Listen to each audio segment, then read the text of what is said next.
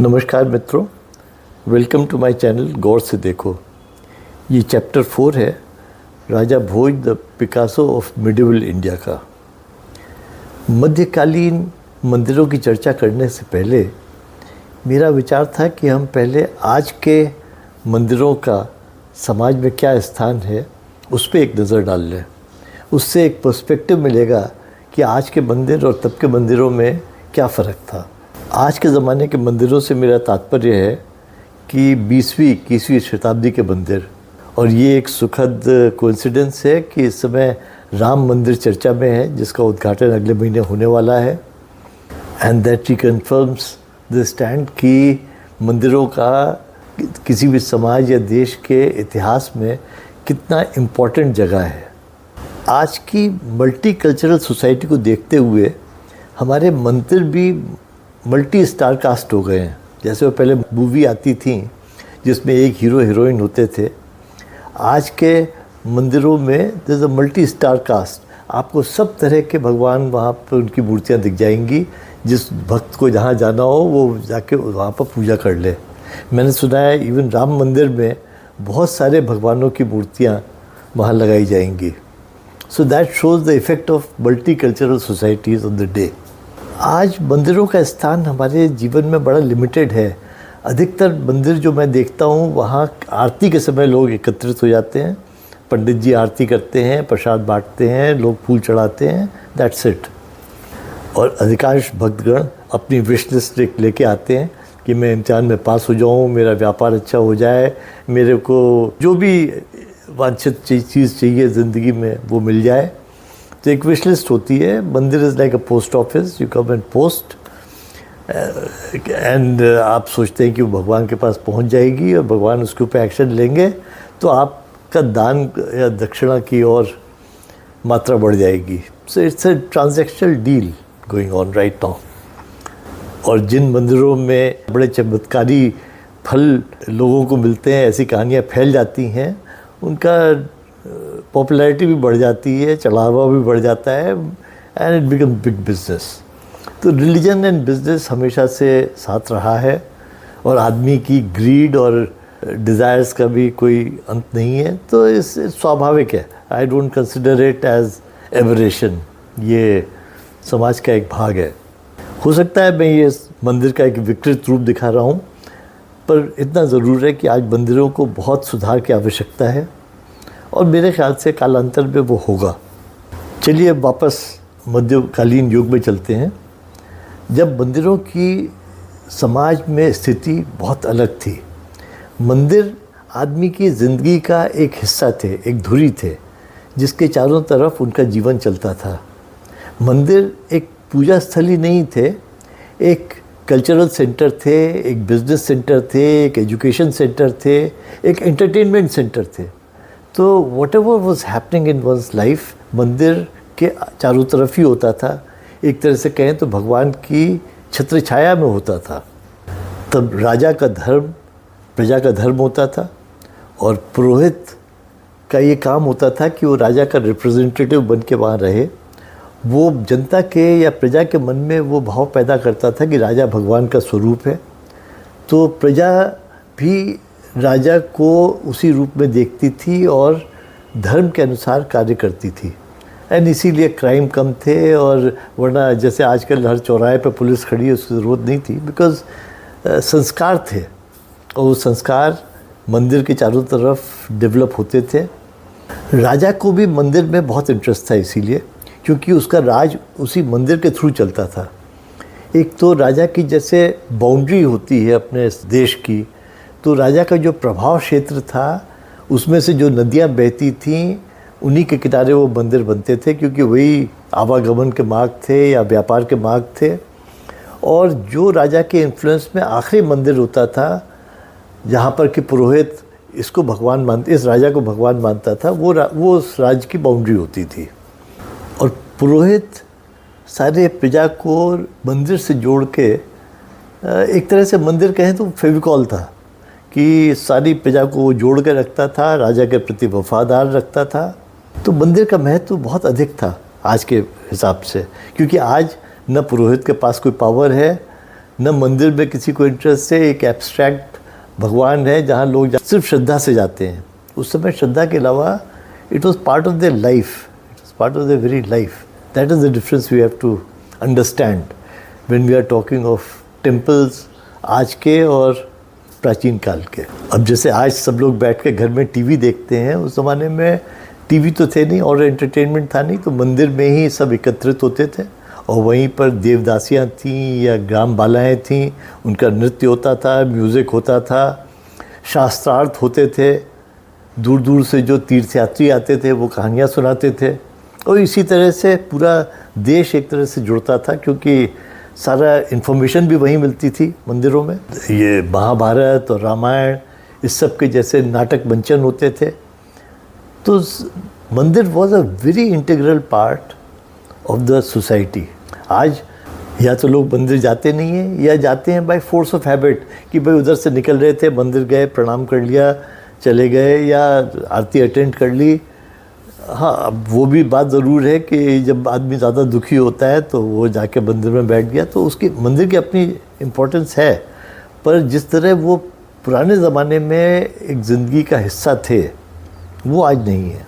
जहाँ तक मंदिर के थ्रू बिज़नेस की बात है तो देखिए जितने भी पुराने शहर थे जैसे वाराणसी हो गया, हरिद्वार हो गया, प्रयागराज हो गया, तो ये सब इनके पूरा इकोनॉमी ही मंदिर के ऊपर चलती थी और आज भी चलती है। आज जो अयोध्या बन रहा है may be that will become the biggest economic centre in due course of time. तो अब वो वापस आ रहा है। खैर, ये तो एक भूमिका थी। मैं अब अपने मेन मुद्दे पे आता हूँ। मैं एक विचार कर रहा था कि 800 साल आक्रांताओं ने इस देश के ऊपर हमला किया। औरंगज़ेब के ज़माने में या वैसे भी मंदिर तो वो तोड़ते ही रहे, मंदिर और बुत तो उनका तोड़ना धर्म था तो तोड़ते ही रहे, पर औरंगज़ेब ने उसको और बहुत ज़्यादा बढ़ा दिया था। तो मैं ये चीज़ सोच रहा था कि ऐसा कैसे हुआ कि कुछ मंदिरों को तो पूरा नेस्त नाबूद कर दिया, उनको मट्टी में मिला दिया, और कुछ मंदिर खड़े रहे, खाली उनके आँख, नाक, कान और हाथ तोड़े गए मूर्तियों के।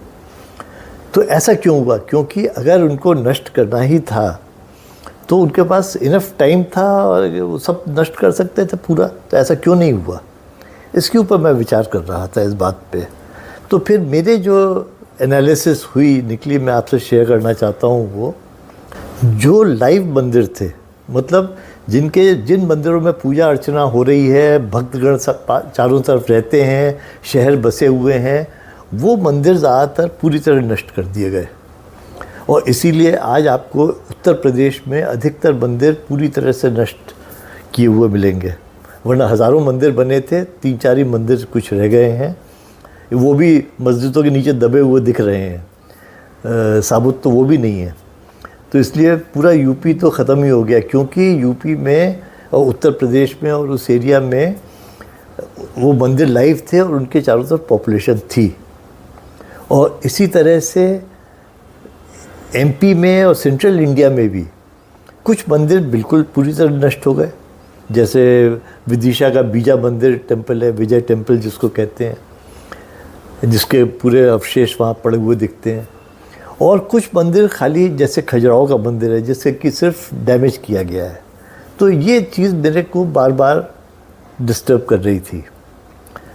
तो इसका मेरे दिमाग में एक लॉजिक है, जो मंदिर लाइव थे उनके चारों तरफ जो आदमी थे, रहते थे, जो भक्तगण रहते थे, उन्हीं भक्तगणों से वो मंदिर तोड़वाए गए हैं। क्योंकि जो ये आक्रांता आते थे या राजा की सेना आती थी, उनको मंदिर तोड़ना नहीं आता था, उनको मारकाट करना आता था, तलवार चलाना आता था, हथौड़ा चलाना नहीं आता था। मंदिर तोड़ना कोई आसान काम नहीं है, क्योंकि वो सारे पत्थर इंटरलॉक होकर लगते हैं और ऊपर चढ़ के उसको तोड़ना या मंदिर को गिराना कोई आसान काम नहीं है, और कोई भी सैनिक उसके लिए ट्रेंड नहीं था। तो इसलिए it was a double whammy कि जो भक्तगण थे उन्हीं से उनके मंदिर तोड़वाए गए। तो ये तो अपने सैनिक खड़े होके और उन्होंने पूरे शहर को लगा दिया मंदिर तोड़ने के लिए। तो उस तरह से ये मंदिर तोड़े गए हैं। पर कई जगह जो मंदिर बच गए हैं आज, और हम लोग बहुत लकी हैं कि वो बच गए, और आज वो हमारे इतिहास का एक अहम विंडो हैं to the history of this land. जैसे खजुराहो का टेम्पल है, खजुराहो के टेम्पल का ग्रुप इसलिए बच गया क्योंकि चंदेल राजा जो वहाँ राज कर रहे थे, उस एरिया में सूखा पड़ने के कारण उन्होंने अपनी राजधानी महोबा शिफ्ट कर दी। तो वो मंदिर वहाँ उनके बन गए, पर वो लोग चले गए महोबा, गंगा किनारे, क्योंकि पानी वहाँ था। तो ये मंदिर जो थे, इनके चारों तरफ कोई रहने वाला नहीं था। तो जब सैनिक आए मुग़लों के, तो वहाँ पर कोई दिखा नहीं, तो फिर इन्होंने अपने सैनिकों को लगा के और सबके बस नाक कान, एक आदमी लगा दिया कुछ जो भी पकड़ के, उन्होंने कहा सबके नाक कान तोड़ दो। यही एक एक्सप्लेनेशन हो सकता है, और तो मेरी दृष्टि में कोई रीज़न नहीं है, वरना तो वो पूरा फ्लैट कर देते। अब जैसे आप ये देखिए, विदिशा में उन्होंने मंदिर पूरा फ्लैट कर दिया क्योंकि विदिशा में पॉपुलेशन थी, पर विदिशा से 50 किलोमीटर दूर नॉर्थ में ये उदेश्वर मंदिर है, जो कि भोज के उत्तराधिकारी ने बनवाया है वो मंदिर। तो वो मंदिर आज भी खड़ा हुआ है। और क्यों खड़ा हुआ है? क्योंकि आज से 1000 साल पहले बेतवा नदी उसके पास से बहती थी, तो मंदिर वहाँ बना है। पर जब तक 17वीं शताब्दी में औरंगज़ेब के सैनिक तोड़ने आए, तब तक नदी जो थी वो वहाँ से दूर हो गई थी, करीब 10 किलोमीटर दूर। वो मंदिर जो है, फिर वहाँ पर कोई रहता नहीं था, इस मंदिर के गांव भी शिफ्ट हो गया था। तो इस मंदिर को अगेन सिर्फ डैमेज किया गया है, उसको पूरा फ्लैट नहीं किया गया है। सो दिस शोज़ कि जहाँ लोकल पॉपुलेशन थी, उसी पॉपुलेशन से उनके मंदिर तोड़वाए हैं। And that is a very important point, because मेरे दिमाग में ये था कि वो बाहर से लोग आए और उन्होंने हमारे मंदिर तोड़ दिए। मुझे नहीं मालूम आप क्या किस तरह सोचते हैं उसको, पर मेरे दिमाग में यही बात थी कि मंदिर बाहर के लोगों ने आके तोड़े हैं। पर मेरा अब ये विचार है कि ये मंदिर हमसे ही तोड़वाए गए हैं, which is still more insulting and damaging. खैर, ये चैप्टर मैं इसलिए बनाया था क्योंकि राजा भोज पे इस विध्वंस का क्या असर पड़ा, उसके कलाकार मन पे क्या असर पड़ा, वो हम अगले चैप्टर में डिस्कस करेंगे कि फिर उन्होंने कैसा मंदिर डिज़ाइन किया और उनको क्या कठिनाइयों का सामना करना पड़ा। जब आदमी एक आर्टिस्ट की तरह सोचता है, लीक से हट के सोचता है, पब्लिक की इमेजिनेशन से अलग जाके सोचता है, तो कितनी दिक्कतें आती हैं, वो राजा भोज को फेस करनी पड़ी, जो वो हम आगे चर्चा करेंगे। सुनने के लिए बहुत बहुत धन्यवाद।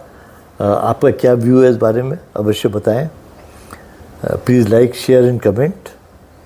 Thanks for listening. Good bye.